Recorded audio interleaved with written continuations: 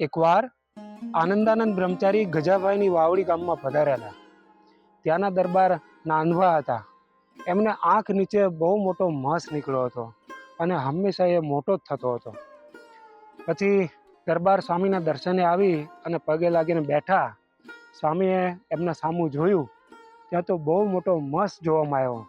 એ જોઈને સ્વામી કીધું કે દરબાર, એ આ શું થયું? ત્યારે દરબાર કહે, સ્વામી, એ તો મોટો મસ નીકળ્યો છે અને વધતો જાય છે અને હવે તો એવું જણાય છે કે આંખને પણ જોખમ કરશે.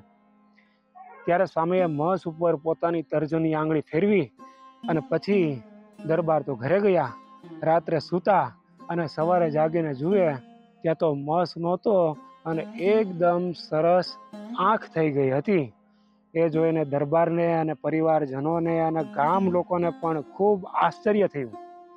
આમ જેના સંતના પ્રતાપે તનના તાપ શમી જાય તો શ્રીહરિની વાત જ શું કહેવી. જય સ્વામિનારાયણ.